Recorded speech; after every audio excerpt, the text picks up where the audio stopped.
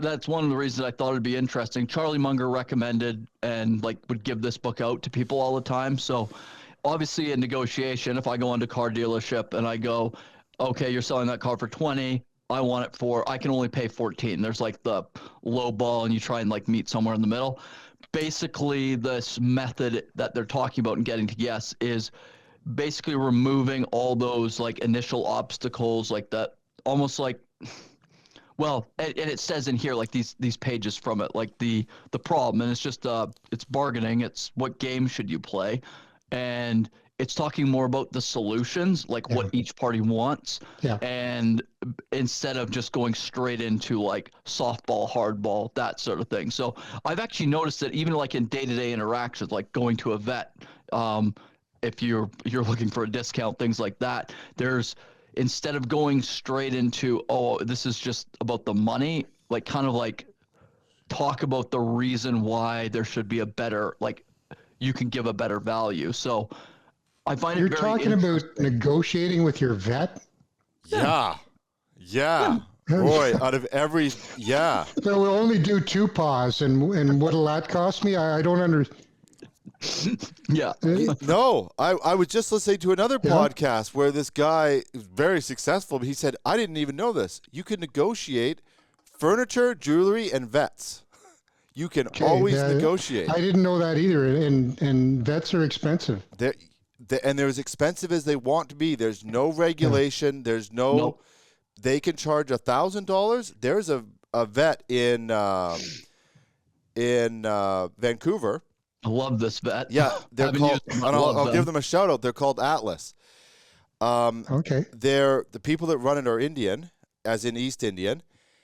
They actually won a lawsuit against the governing body for vets. We can bring that up on the screen too. Whatever that body. Shout out to them. Yeah, they sued because the organization got caught being discriminatory to them. Because in the basis of it was, if everybody else charges $500, they'll charge $200. So their rate, and they're amazing. It's where we take our dogs. Amazing clinic. And there's like a lineup, like there's people like in the waiting area for them. They're so busy.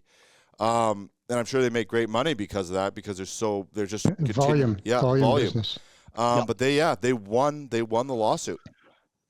And the guy who owns it's very proud of it. He's got the stories like all over the walls. Yeah. So it's like he is not hiding it at all. Well, they went after him. Because basically what I took from it is, I don't want to get sued either, but basically what I took from it is he in their minds, he was undercutting the market. Yeah. But delivering great service. Roy, you've seen their reviews. Yeah, it's fantastic. I called them because I like had a procedure that I needed to do, and I'm like, oh boy. Wasn't it like $500 less or something? Yeah. Oh, Rory, it's for your pets. Like you can't go in there and get something done. I haven't asked this one yet. Maybe basic. Maybe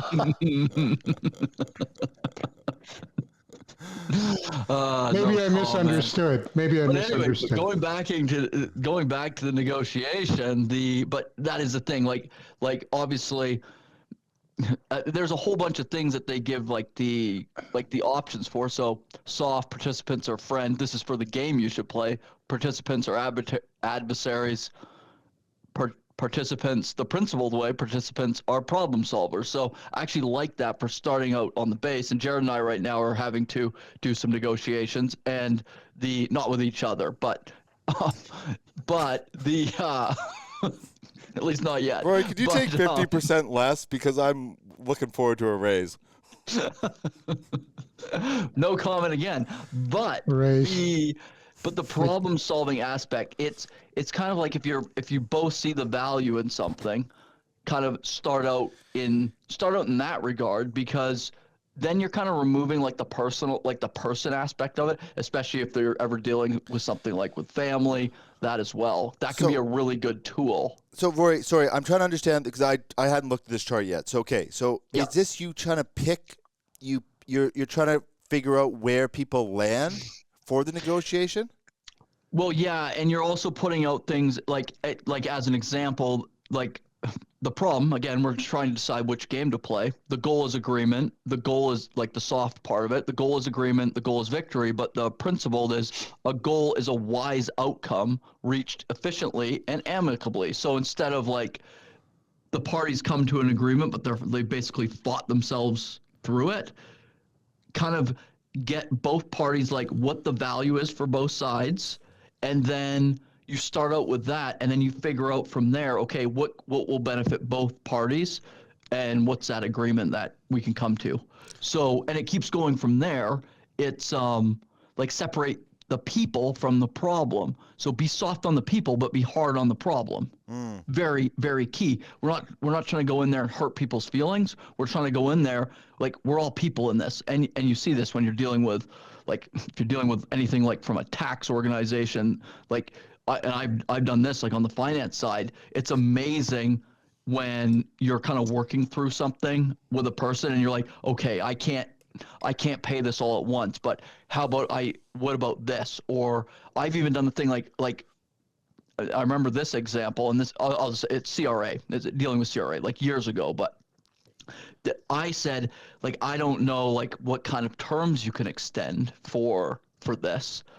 And like 12, and she's like, well, no, we can go 36. I'm like, really? Like, okay, well, that's fantastic if you could do that. And they just, because like we had an amicable conversation about it, it was an easy, they knew we wanted to pay off the debt, and they were able to facilitate that. So